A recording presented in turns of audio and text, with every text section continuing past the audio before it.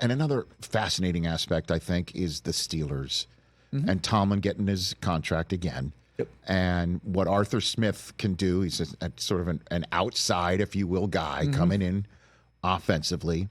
And what I believe is Russell Wilson's last chance. I believe. Yeah. Maybe I'm wrong.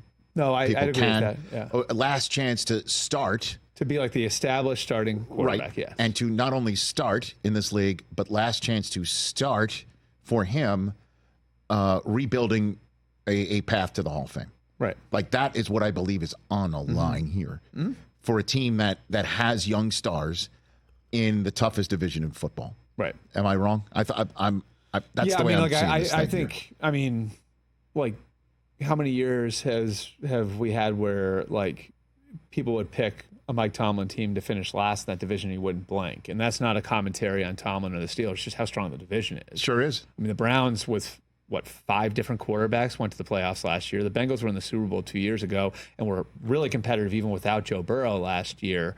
You know, and then obviously the Ravens are the Ravens, the number 1 seed last year. Derrick Henry on that team, I can't wait to see it. Yeah. So I think what's interesting about the Steelers is the name you mentioned, Arthur Smith, and how he has been, over the course of his career, able to rehab or build up quarterbacks in a certain way. And I think it kind of bit him in Atlanta, right? Like where, like in Atlanta, it was like, well, we can make it work, right? Like, and maybe they went a little too far with it, but you look what they did with Ryan Tannehill in Tennessee and how they were able to build an offense. Derrick Henry wasn't Derrick Henry until Arthur Smith got control of the offense, you know? And then Derrick Henry became this like absolute monster because of the run game they built for him. And you've got these two quarterbacks in Russell Wilson and Justin Fields that are a little different.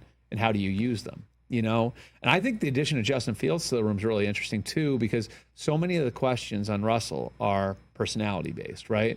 Like, will he be like just a foot soldier? Can he do that? Can he be like a guy that teammates will rally around?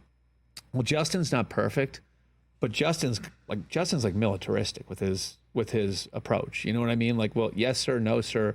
We'll listen to his coaches. We'll do everything you ask of him. His teammates will love him because he's tough as nails, right? So I think the addition of Justin Fields to that room is really interesting because now it's like, okay, like Russell, like this is what you're going to be compared against personality-wise, work ethic-wise, all of that. Not that there's been a question about Russell's work ethic, but we all know that what's been out there with him, right? Right, exactly. And so Justin's sort of the opposite of that. The weird stuff. Yeah. I mean, let's be honest. I haven't heard any of that out of Pittsburgh. Seriously. Right.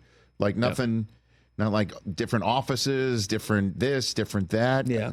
It seems like, because it was weird to me that he was signed and it's just like, he's going to be the starter to the point where Kenny Pickett's like, what gives? I want out. Yeah. And now it's his gig, man. This is his gig. And they have some weapons. Yep. They got Arthur Smith. They got the defense. They got Tomlin buzzing around. There's some reason for optimism there. You draft an offensive tackle in the first round. You know, you hope George Pickens can benefit from Arthur Smith as well. Catch the Rich Eisen Show every single day on the Roku channel, 12 to 3 Eastern, for free.